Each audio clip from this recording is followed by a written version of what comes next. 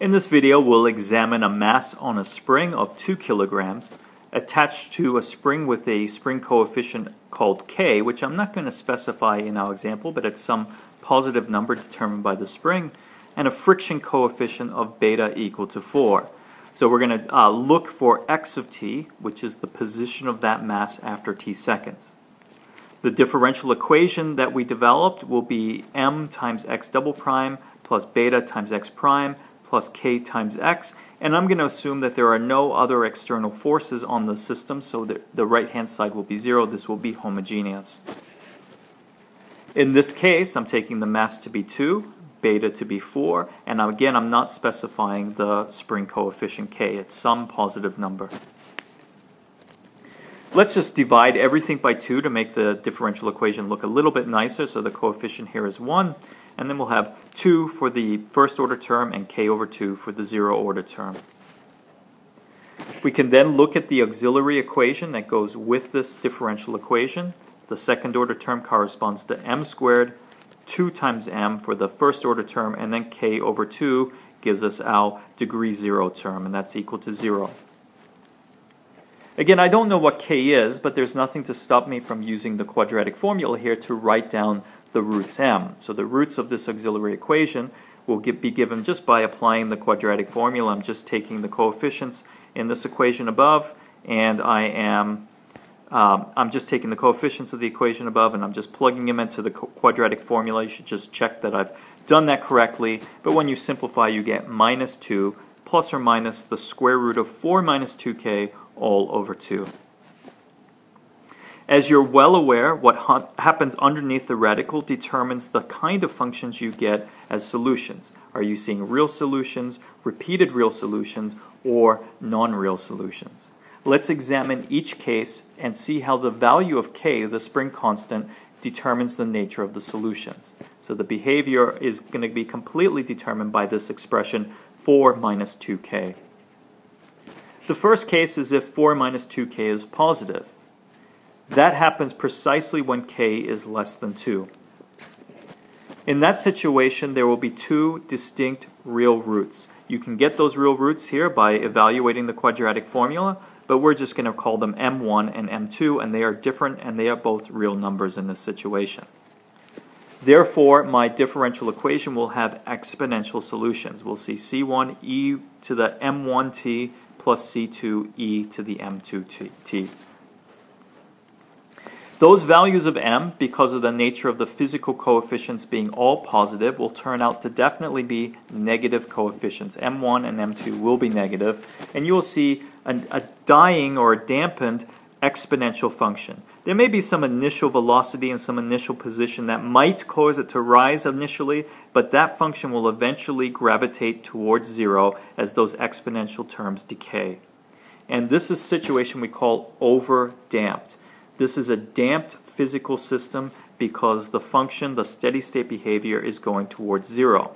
And it's doing so in such a way that there is no oscillation occurring. It's not oscillating backwards and forwards in a sinusoidal fashion. What's happening here is the spring constant is too small, and the friction constant, the beta equal to 4, is too large in relation to that value of k. And therefore, the mass wants to seek equilibrium back to its stationary position as quick as it can. The second situation that we could see is that the number under the radical, the 4 minus 2k, is negative, in which case this occurs when k is greater than 2, and in which case we're going to see 2 non-real conjugate roots, a plus or minus bi. You know that you're going to see sinusoidal solutions, but the real part, the a here, will be a negative number, and you will see an exponential part to those sinusoidals. So your solution is going to look something like e to the at cosine of bt, and another term corresponding to sine. If you plot these solutions for different values of c1 or c2 with different initial conditions, you're going to see something that's sinusoidal, but because of the decaying exponential factors, will dampen down towards 0. The sinusoidal signal never actually goes away. You're always going to see something oscillating, so this signal will oscillate backwards and forwards forever, but it will be dampening. We call this underdamped The reason is that the spring constant K is large enough in relation to the friction constant beta to ensure that there will be oscillation forever and ever and ever. The amplitude of those oscillations will decay exponentially because of these exponential factors in front, but it will continue to oscillate. Finally, the third situation is the repeated root case. If 4 minus 2k is equal to 0, then my k is equal to 2. And that means that we have exactly one repeated root. Going back to our quadratic formula, and with k equal to 2, we'll get 0 under the radical now, and we'll see that there's only one root in this case of m equal to minus 1. That means we will see a second term, we'll see the exponential term e to the minus t, but because of the repeated root, we'll get an extra factor of t times e to the minus t now. If you were to plot one of these solutions, it would look pretty similar to the overdamped situation over here.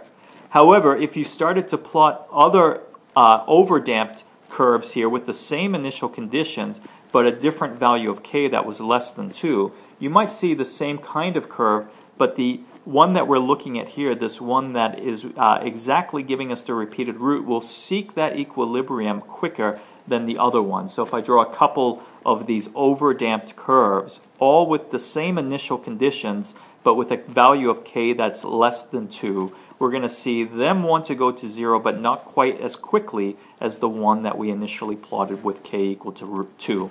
This is called critically damped. What's special about critically damped is that it seeks the equilibrium quicker than other damped systems with the same exact initial conditions. So if your goal was to seek equilibrium as quickly as possible, you might try to find the value of k or whatever parameters you have involved to find that critically damped solution where there is a repeated root in your auxiliary equation.